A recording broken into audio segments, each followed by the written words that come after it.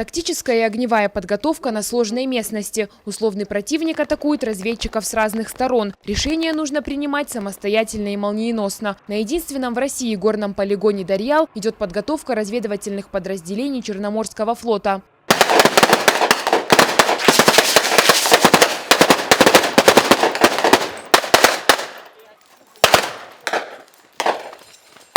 200 разведчиков и 2 месяца ежедневных тренировок, свыше сотни пулеметов и дымовых шашек. Все группы выполняют учебно-боевые задачи с использованием современного комплекса разведки и связи «Стрелец». Более половины подразделений укомплектованы бывшими украинскими военнослужащими. Учения максимально приближены к реальным. Как говорится, нет вообще ничего невозможного.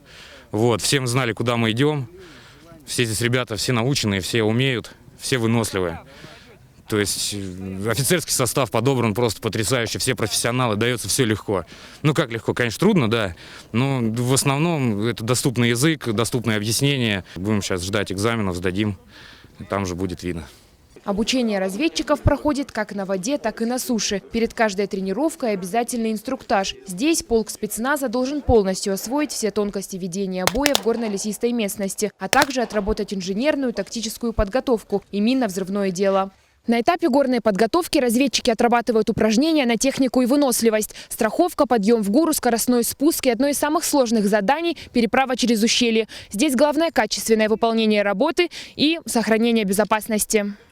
Во время воздушной переправы, длина которой порядка 70 метров, военнослужащий под прикрытием сослуживцем ведет стрельбу по условному противнику. По словам разведчиков, тяжелее всего было привыкнуть к высоте. Разреженность горного воздуха и нехватка кислорода усложняли поставленные задачи. Но теперь это еще одна ступень, которую с успехом преодолели агенты разведки.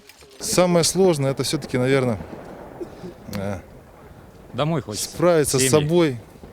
Да, конечно, семей давно не видели, хочется домой.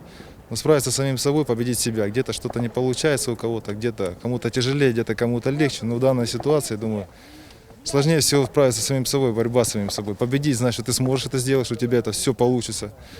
Вот. Когда ты это делаешь, намного легче после этого становится. Ты знаешь, что для тебя еще можно преодолеть, планки ставить выше, выше, выше, выше.